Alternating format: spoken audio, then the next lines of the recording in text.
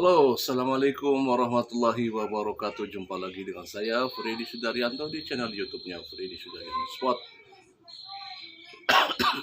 Masih seputar kasus Jalan Cagak Subang.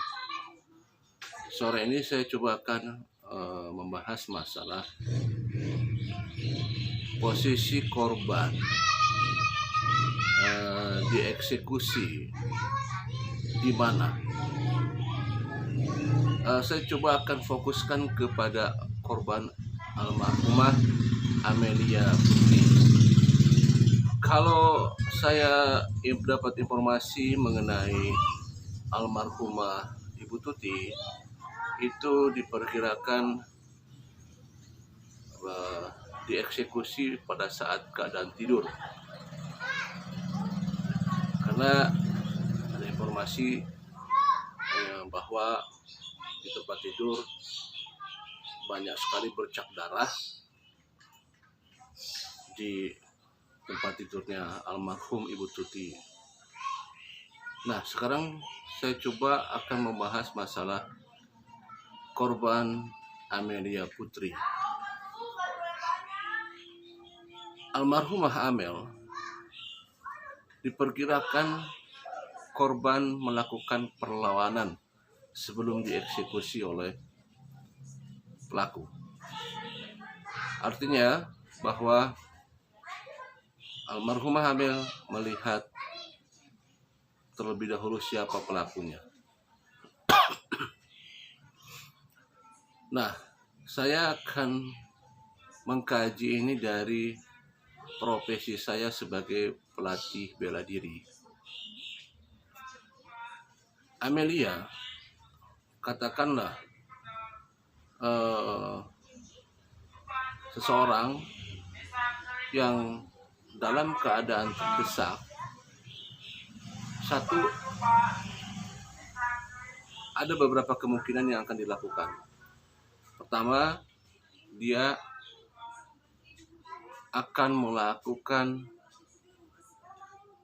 perlawanan secara spontan atau menghindari daripada gerakan yang mengarah kepada dirinya.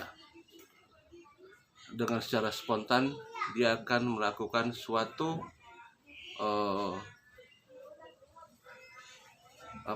self defense. Jadi saya kira tidak ada, bukan di sininya bukan perlawanan ya. Bukan ada perlawanan, tetapi lebih cenderung kepada self defense, pertahanan.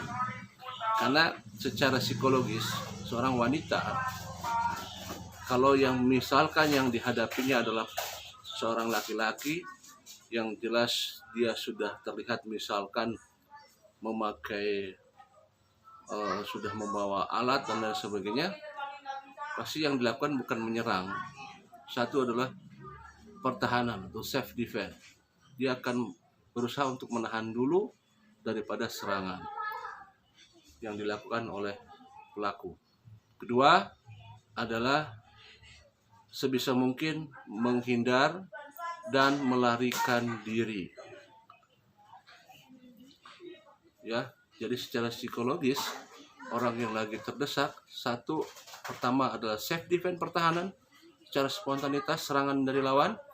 Kemudian jika ada waktu maka sebisa mungkin melarikan diri. Lain halnya kalau yang bersangkutan mempunyai sedikit ilmu bela diri, sedikit saja mempunyai bela diri, mungkin akan ada namanya serangan balasan. Tetapi kalau misalkan dia tidak punya ilmu bela diri,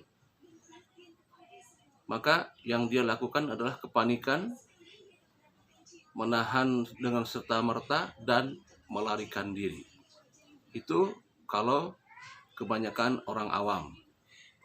Kalau yang punya bela diri, biasanya dia sudah terlatih menghadapi sedikitnya adanya serangan. Maka sedikit pula yang akan dia lakukan adalah melakukan serangan balik.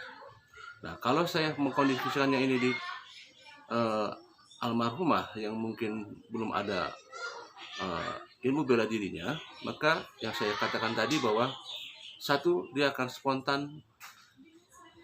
self defense pertahanan diri. Kedua, melarikan diri. Nah, pertanyaannya, apakah benar Amelia berusaha untuk melarikan diri? Saya pernah dapat informasi dari waktu itu saya pernah hari-hari awal ya, 1 minggu saya pertama hari datang ke TKP, kemudian saya ngobrol sama tetangga di situ. Saya ngobrol di dekat TKP dengan beberapa orang, dan memang di sana saya sempat ngobrol dengan seseorang yang katanya orang-orang di sekitar itu ditanyakan oleh dari pihak, ya mungkin pihak penyidik atau kepolisian, yang menanyakan kenal nggak dengan almarhum ini, diperlihatkan korban yang keadaan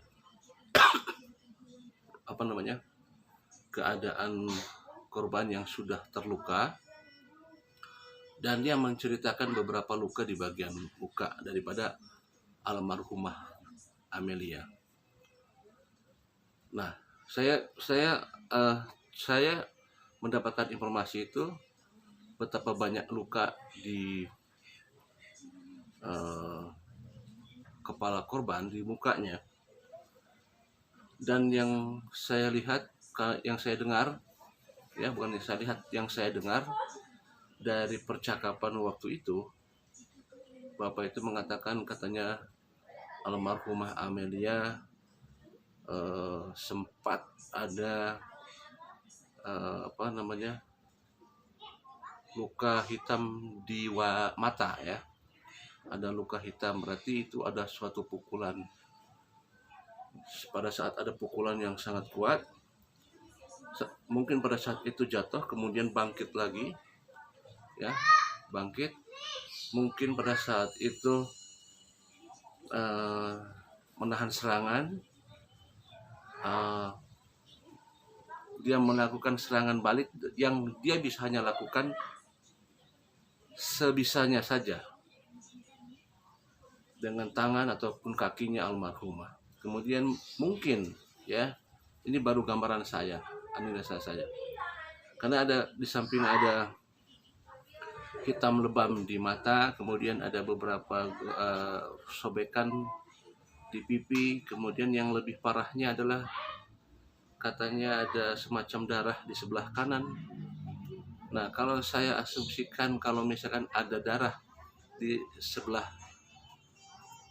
kanan ya, di sebelah kanan ini, sebelah kanan daripada kepala ya, katanya ada darah, kata yang bersangkutan ya, kata beliau ya, katanya di sini ada darah dan itu katanya luka yang paling parah.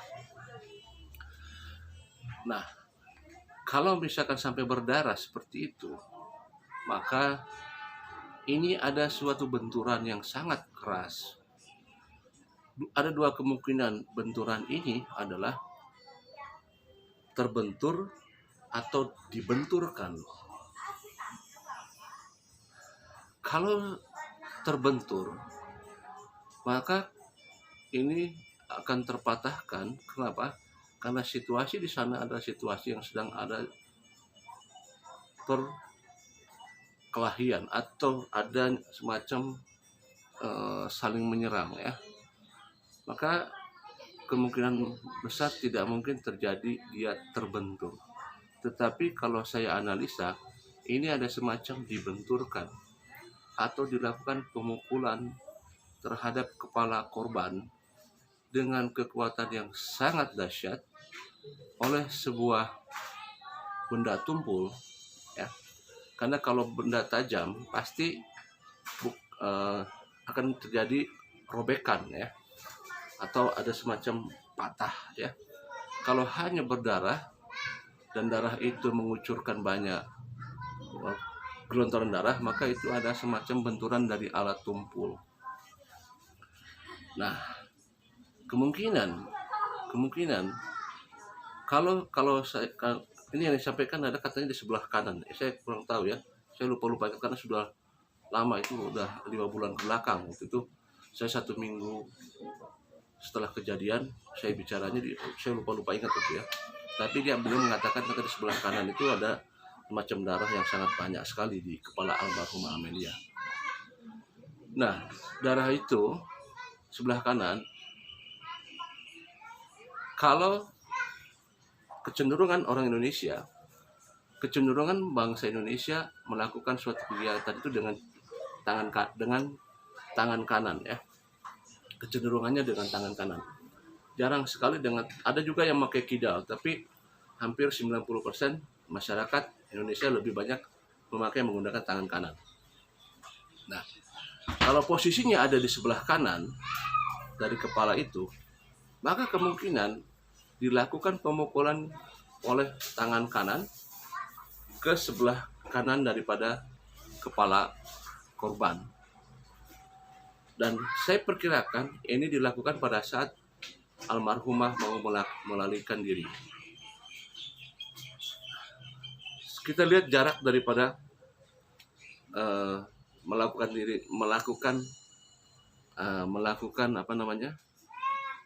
untuk melarikan diri ya. Kalau misalkan dia sudah sampai keluar dari rumah, maka akan dilakukan pasti teriakan. Dan kalau teriakan itu, maka akan membuat terdengar sampai keluar.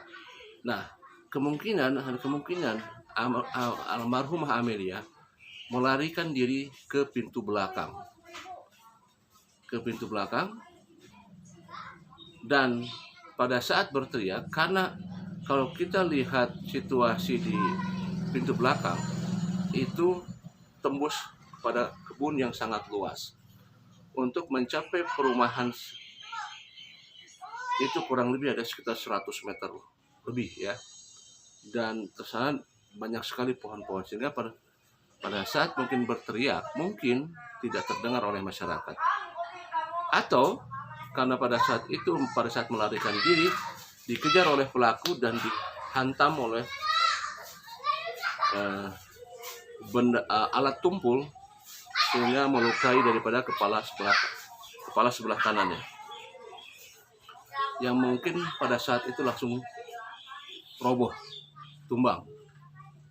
Kemungkinan seperti itu ya, kalau dilihat daripada apa yang disampaikan oleh salah satu masyarakat mengenai luka-luka yang ada di muka korban.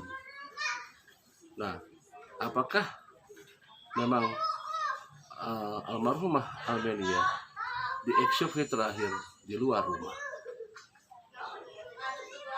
Ini baru analisa saya.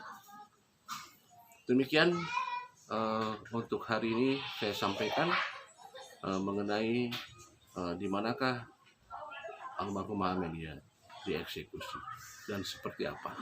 Sekali lagi, ini adalah baru gambaran saya, asumsi saya sebagai masyarakat biasa yang tentunya 100% bisa salah semuanya. Karena saya hanya menganalisa dari luka-luka yang ada di wajah dan kepala korban.